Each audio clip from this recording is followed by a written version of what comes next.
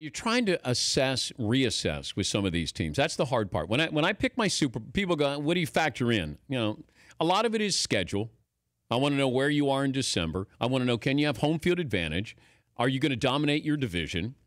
Do is there, what's your defense like, obviously? What's your running game like? I want to know offense and defensive lines. Those are very important for me. When I look at, and that's where I have a problem with the Giants. Defensive line, I love. You go back to when the Giants won the Super Bowl, those Super Bowls. Offensive and defensive lines. The defensive line was great. The offensive line was very well respected. And that's the problem I have with the Giants. That line is not good. They don't run the football. They do have weapons, and that defense is really good. I like Seattle a lot, probably more than I thought I was going to. Green Bay, I'm never sure. I think we factor in Aaron Rodgers, and you go, oh, it's Aaron Rodgers. Oh, they still have Clay Matthews, Jr. I just don't think it's a great all-around team. Offensively, they're going to be fun. Defensively, I always have issues with them. They have some guys who make plays. I just don't think they're a great defense. And there's a big difference in that.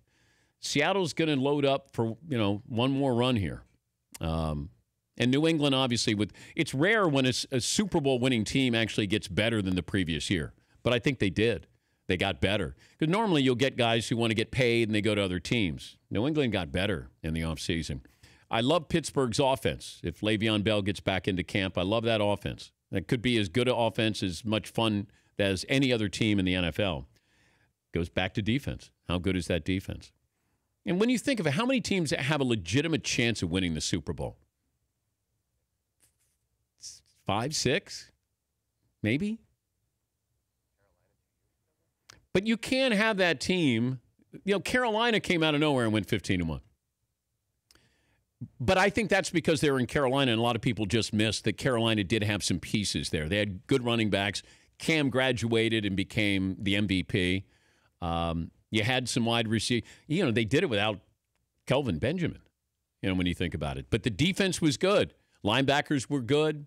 But I don't know if you're going to see something like that. Somebody that comes completely out of nowhere. Like Tampa, could they come out of nowhere? Could Tennessee have a run like that? The Dan Patrick Show, weekday mornings on Audience.